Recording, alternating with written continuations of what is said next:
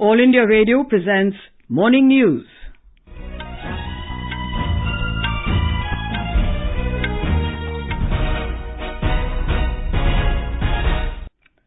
Good morning, I'm Gunmala Kapoor. The headlines. Stage set for second and final phase of Chhattisgarh Assembly elections going to the polls tomorrow. Filing of nominations for Rajasthan and Telangana ends this evening. Prime Minister Narendra Modi to inaugurate Kundli-Manesar section of the Western Peripheral Expressway today. Qaumi Ekta Week begins today to reinforce spirit of communal harmony and national integration. The US defends its decision to stop millions of dollars of military aid to Pakistan for not doing enough against terror groups on its soil. And in tennis, Alexander Zverev upsets world number 1 Novak Djokovic to claim ATP World Tour Finals in London.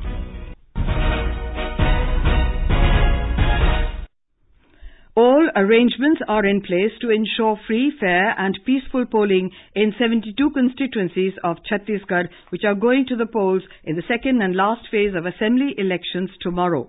These constituencies are spread across 19 districts of the state. More from our correspondent.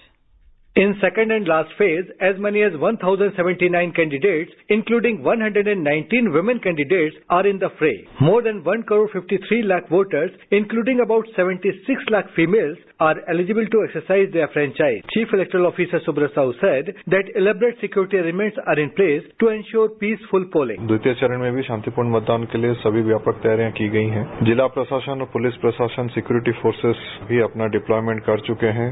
लगभग 650 companies लगे हैं। Webcasting और videography के माध्यम से हम नजर रखेंगे कई मतदान केंद्रों पर। इसके अलावा जो ऑब्जर्वर्स हैं, माइक्रो ऑब्जर्वर्स हैं, ये भी तैनात हैं, ये भी अपने रिपोर्ट करेंगे। About 19,300 polling stations have been set up for the second phase of elections in these 72 constituencies. Vikalp Shukla, AIR News, Raipur. In Telangana, all major political parties have almost completed ticket distribution.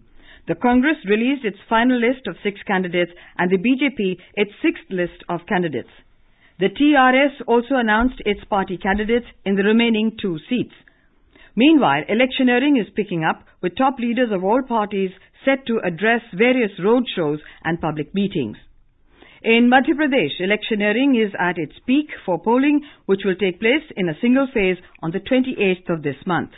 Chief Election Commissioner O.P. Rawat is arriving in Bhopal on a day-long visit today.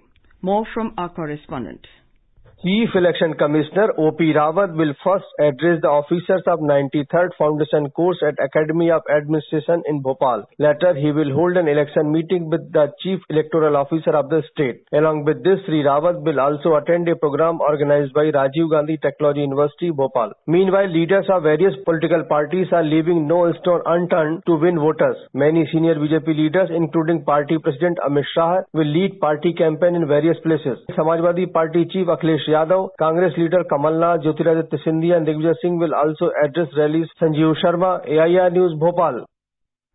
Filing of nominations for the Rajasthan and Telangana Assembly elections ends this evening.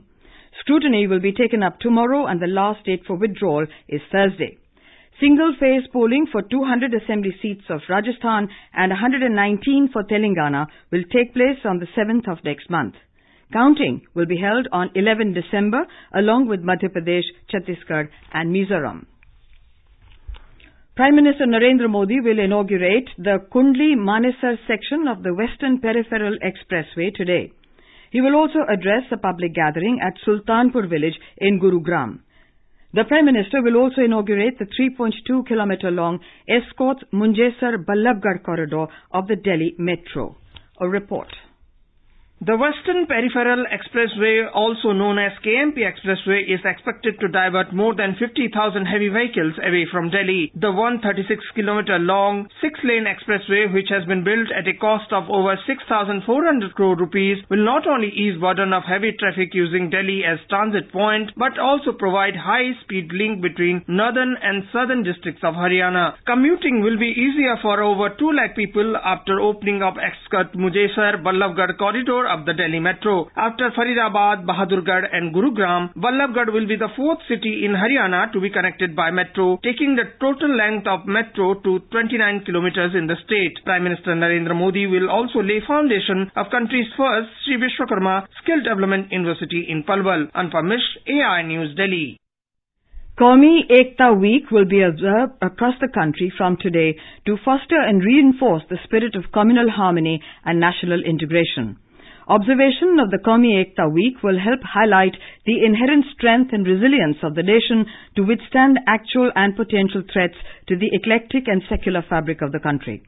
As part of the week-long programs, today will be observed as National Integration Day. The last day of the week will be observed as Conservation Day. The National Foundation for Communal Harmony, an autonomous organization with the Ministry of Home Affairs, organizes the Communal Harmony campaign coinciding with the Qaumi Ekta Week and observes the Communal Harmony Flag Day on the 25th of November. This is All India Radio giving you the news. For quick news updates around the clock, follow us on our Twitter handle at AIR News Alerts. You can also log on to our website newsonair.nic.in. President Ram Nath Kovind will visit Mai Son Temple in Da Nang in Vietnam today. Considered as one of the centers of Hindu worship in Southeast Asia, Mai Son is the only heritage of its kind in Vietnam. From Da Nang, Mr. Kovind will go to the Vietnamese capital of Hanoi today, where he will address a delegation of the Vietnam-India Business Forum. More from our correspondent. The Vietnam government has listed Mai Son as one of the special national heritage sites. As a part of his program, President will address Indian community and Vietnam-India Business Forum in Hanoi later today. Vietnam has emerged as a key economy in the region due to a sustained GDP growth rate of 7% per annum for almost 2 decades. Vietnam-India relationship has been lifted to a strategic partnership level with a focus on politics, diplomacy, economic trade, cultural education, energy, science, technology and defense cooperation. Sanjeev Sundaryal, AIR News, Da Nang, Vietnam. Defense Minister Nirmala Sitharaman will hold a 2-day dialogue with her Singaporean counterpart, Dr. N.G.N. Hen, in Visakhapatnam, beginning today. The dialogue is being held under the aegis of Defense Cooperation Agreement between the two countries. Singapore's Defense Minister is arriving at Port Blair today ahead of the dialogue. The Singapore Defence Minister's visit coincides with the 25th edition of the ongoing Singapore-India Maritime Bilateral Exercise SIMBEX 18. US President Donald Trump has defended his administration's decision to stop hundreds of millions of dollars of military aid to Pakistan. He said Islamabad helped Al-Qaeda leader Osama bin Laden hide near its garrison city. In an interview to Fox News, the U.S. President said a daring helicopter raid by the U.S. killed Laden in 2011. He further said that Washington ended the $1.3 billion military aid to Pakistan because Islamabad did not do enough against terror groups that were active on its soil.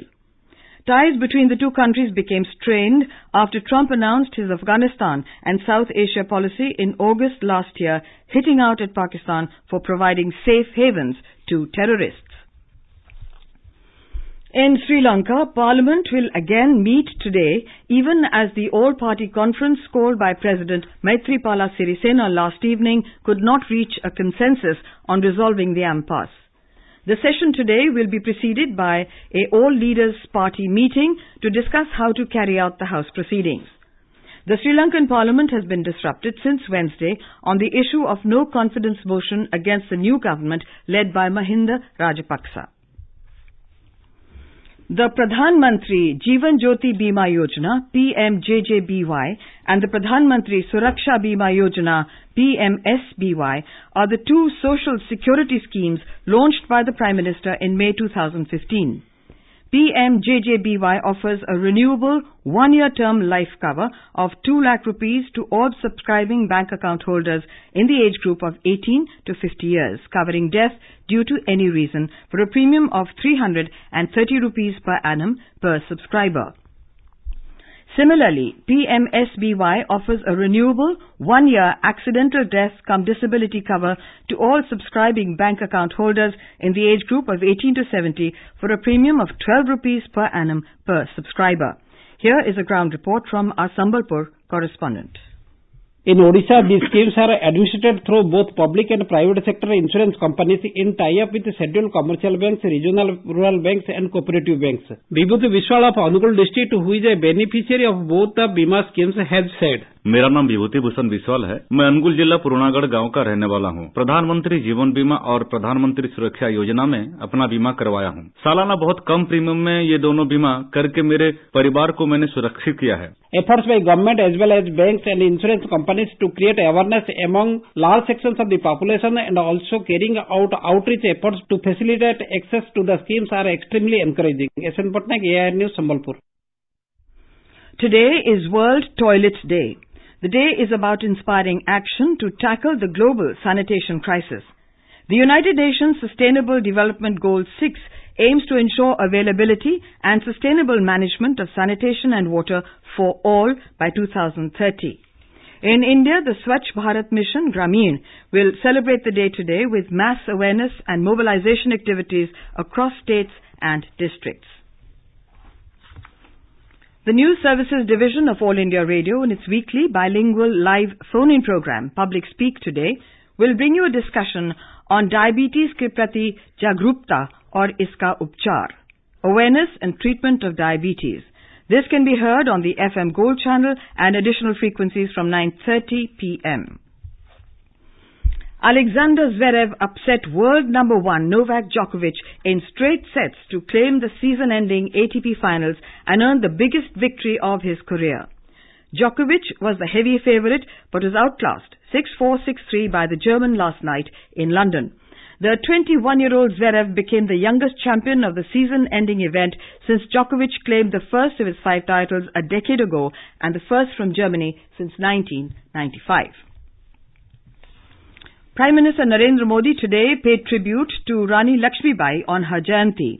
In a tweet, Mr. Modi said, Rani Lakshmibai is a source of inspiration for every Indian and a fortitude in the face of adversity and steadfast opposition to colonialism will never be forgotten.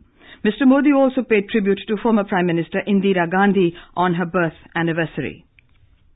And now for an overview of today's newspapers, it's over to Subhadra Ramachandran. Thank you, Gunmala.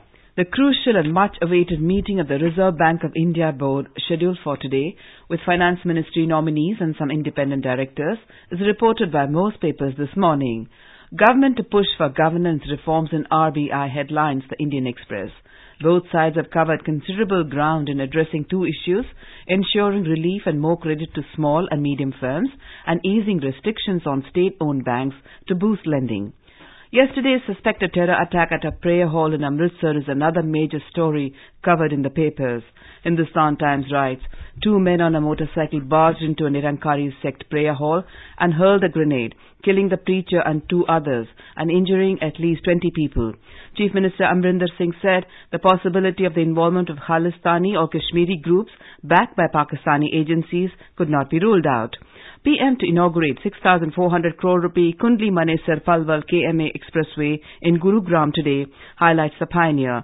The Times of India reports that finally, almost 15 years after it was conceived, the Western Peripheral Express will open for traffic today. The much-awaited bypass will help further decongest Delhi roads.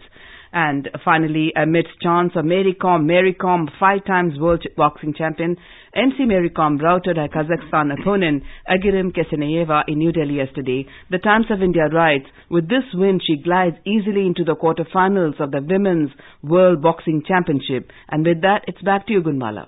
Thank you, Subhadra. And now, before we end the bulletin, the headlines once again.